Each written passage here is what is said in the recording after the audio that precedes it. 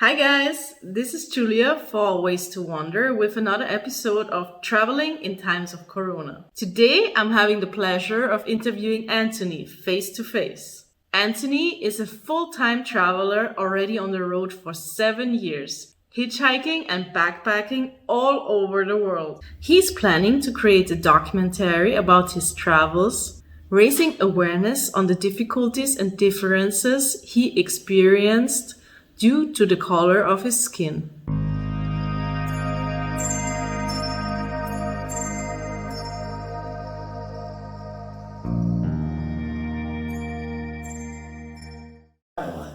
So, welcome, Anthony. Thank you so much for talking to me today. Thanks to you, Julia. Please introduce yourself. Tell me a little bit about yourself. How did you get into traveling? Alright, so basically, my name is Anthony d'Oliveira. I was born and raised in France. My dad from Togo, West Africa, and my mom from the Caribbean. And Where in the Caribbean? Guadeloupe. And basically, at the age of 20 years old, I was a bit boring, about the life I had, my daily life, my daily routine. I had a job, an apartment, and everything was quite safe and organized. And I remember that I felt a bit bored, about this life I was living, and I decided to make a first trip in Australia. In Australia? Yes. So, your first travel right to Australia? Exactly, in 2013. And you have been on the road for 7 years now? Yes, for 7 years, traveling around the world. So I will say, at the beginning of my journey, I did not know that I wanted to travel the world, how I do right now. But I guess step by step, I learned how to travel, and yes, I just decided to keep on going. And you're mainly doing hitchhiking and backpacking, right? Yes, so also, again, at the beginning of my trip, I didn't travel the way I used to do right now, It was more like when I was in Australia, I was staying in some backpacker and I was staying with some people, But after the years, I learned how to make it more cheaper, and more into an adventure. So right now, when I go somewhere, I like to go by foot. I like to do some hitchhiking, and most of the time I do sleep in my tent or sleeping bag, so I don't need to spend so much money for the accommodation. Even sometimes on my travel, I can meet local people around me, on my journey, and sometimes I can stay with people. But yeah, it's all about going to the unknown and just see what's going on.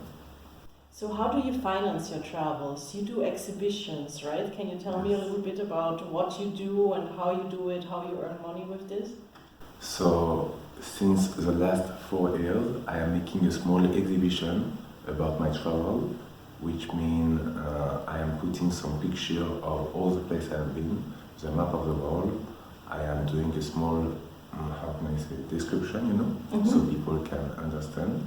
And yes, I'm just sharing with people about my experience, how it, and also my future project, which will be to produce a small documentary series about my travel.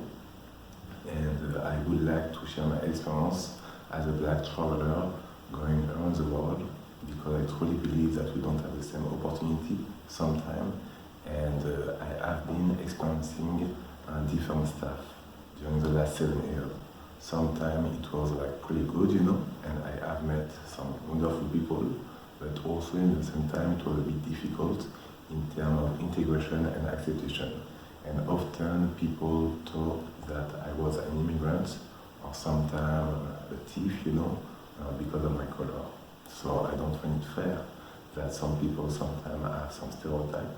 I do understand that sometimes people are confused or they don't know about somebody, but I think it is really important to get to know somebody before to make any judgment. So later on, I guess I'd like to create some awareness and hopefully find some solution to move forward, And no matter how we look, we should have the same opportunity to travel around the world and to meet different people. Yeah, that's also very inspiring to other people of color or of other cultures to start traveling and to see that it's possible. Doesn't matter where you come from, which color of skin you have, but it's also very important to bring awareness to the difficulties that you're experiencing. Like everyone traveling is experiencing different things. Yeah, different experience. For sure. So it's a very important mission to focus your documentary on this. It is definitely also important to create more diversity, you know, because I think I'm a part of a minority. I don't see many black people sometimes traveling around the world.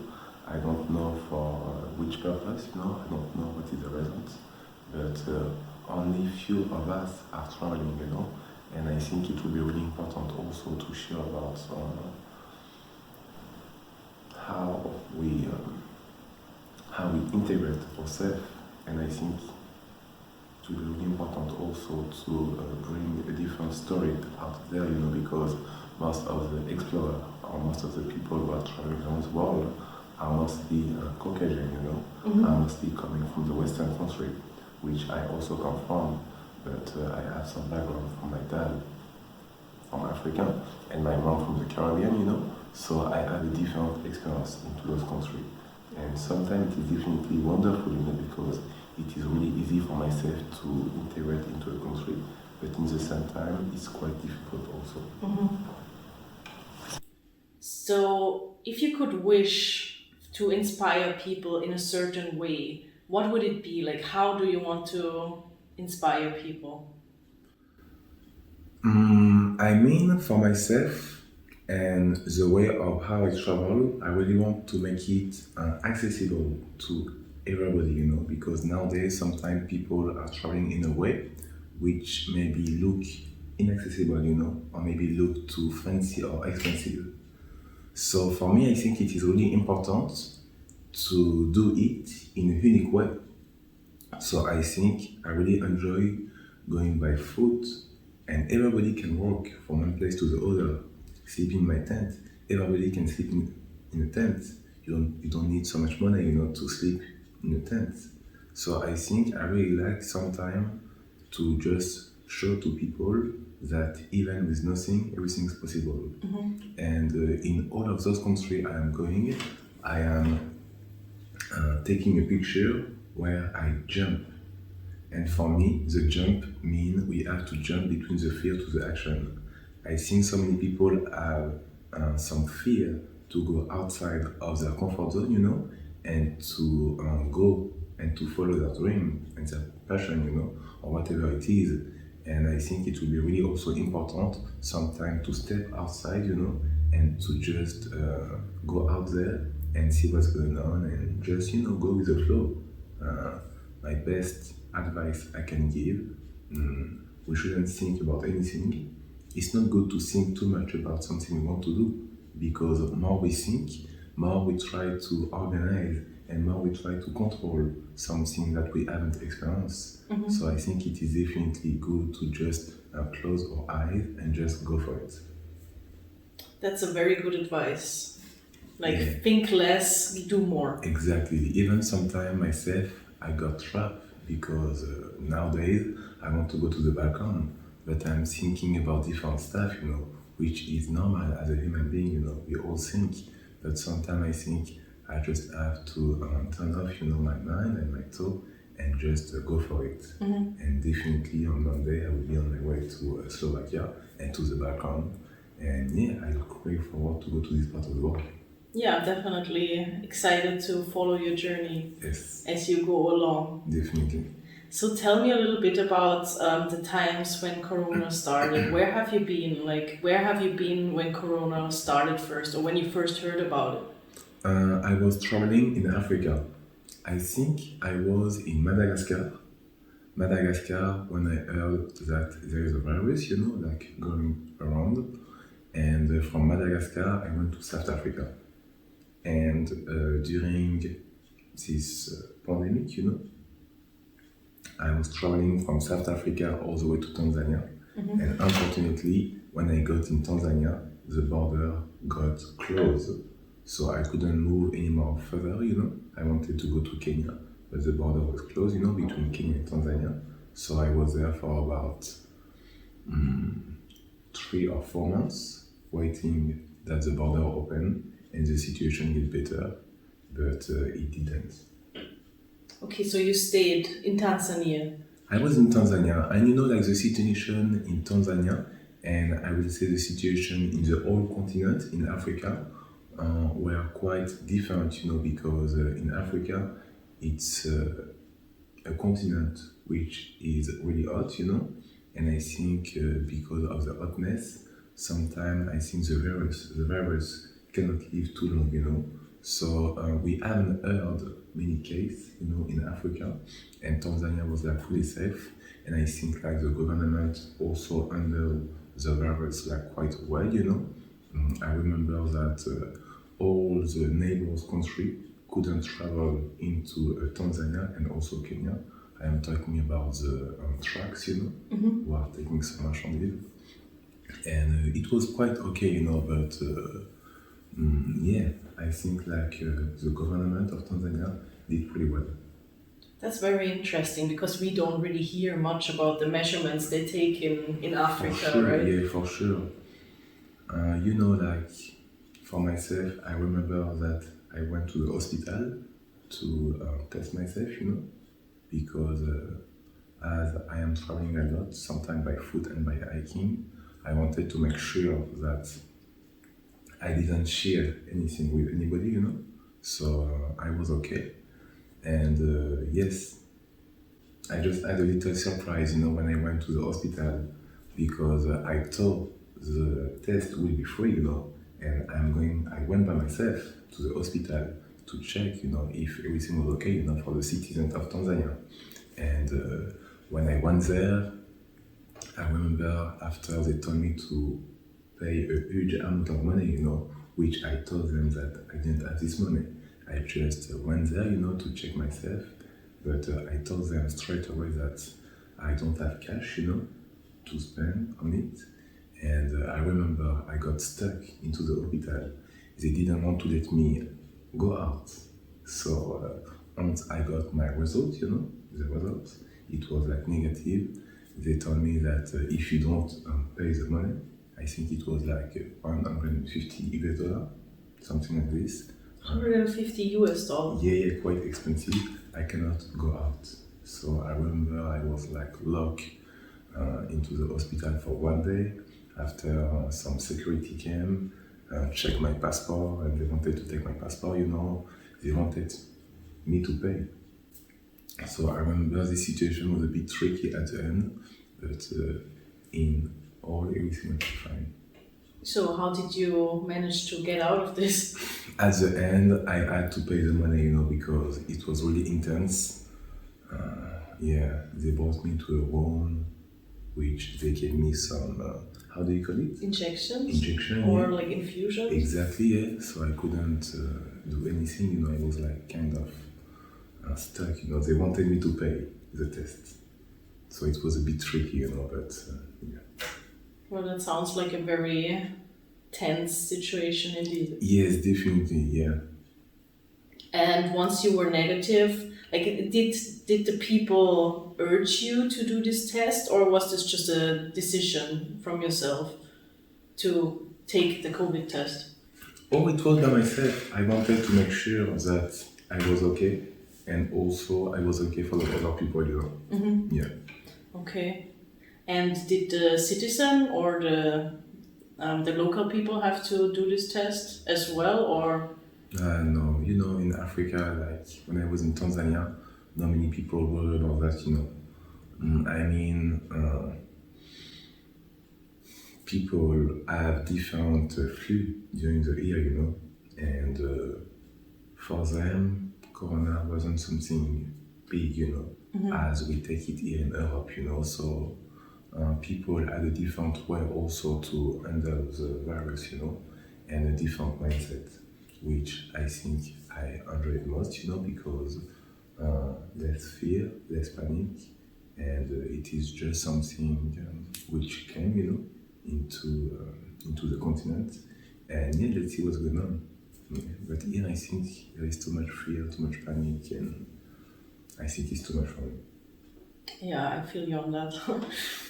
So the measurements in Tanzania have just been that the borders were closed. Yeah, and I think after 1 month, the border was open again and people could travel, but it was difficult because other countries were closed. So even if the border of Tanzania was open, nobody could come in. And yeah. How long were you quarantined there? Or were you quarantined? Like, how long did you have to stay in Tanzania? I mean, I was like stuck in Zanzibar Island. Oh, Zanzibar. Yeah, after I was like, I didn't want to expose myself again in the mainland, in Tanzania. So I went to Zanzibar because every time I was traveling somewhere, sometimes I got checked by the police, and the police asking me some questions about where I'm coming from and what I'm doing.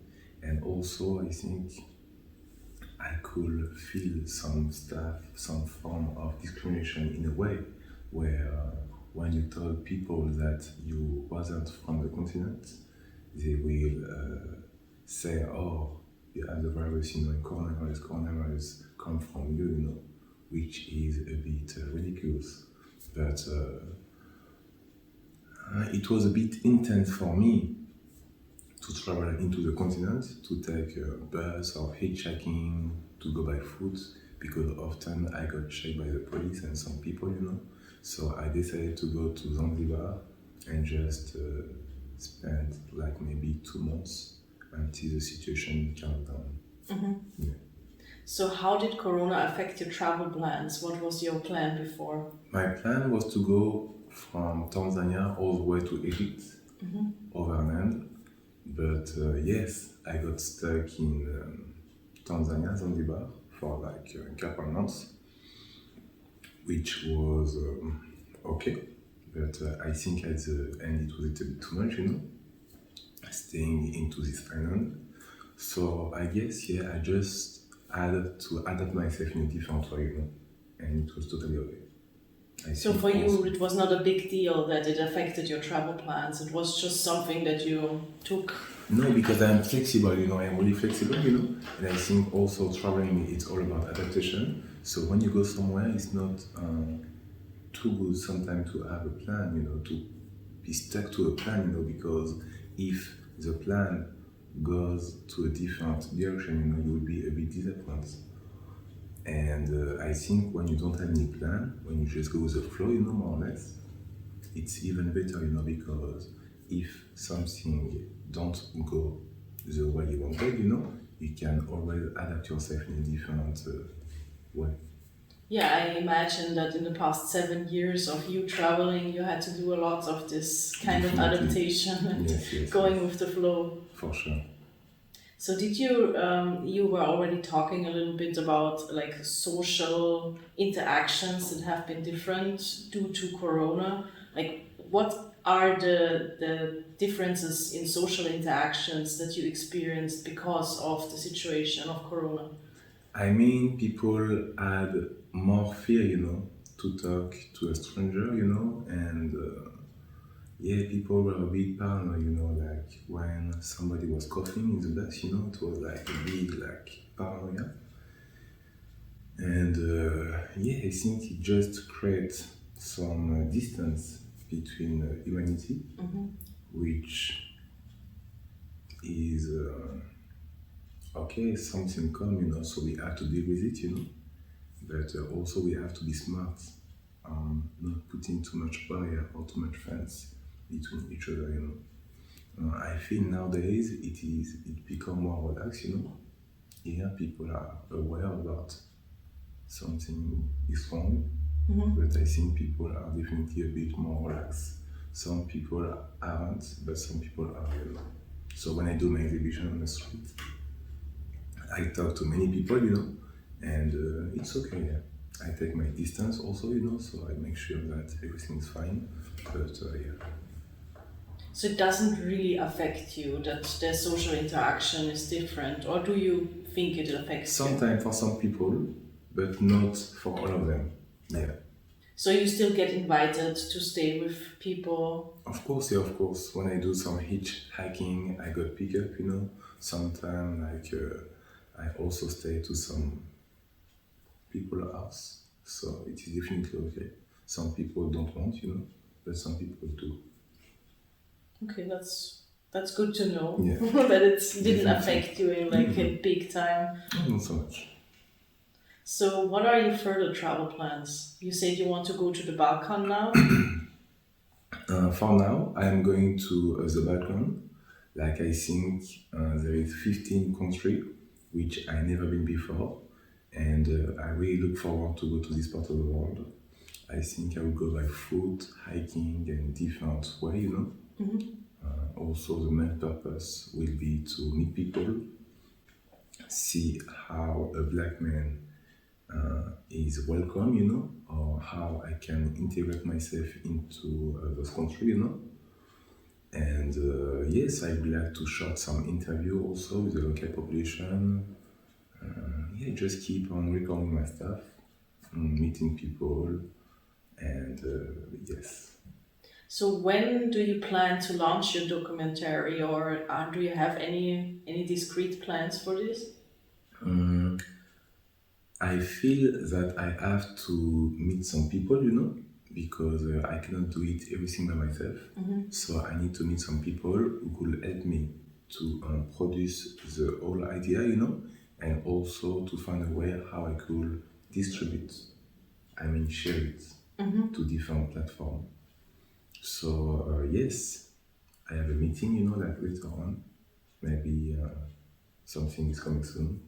But I am always keep on working, meeting different people, and until I could definitely release it, maybe in a different on internet, maybe somewhere, Okay, that's awesome. So you're waiting for the opportunity to come to you, and at the same time walking towards it. Yeah. with But what I you don't do. want to wait too much, because I think waiting too long is not good, also, So I think it is definitely good to keep working and also knock at some door.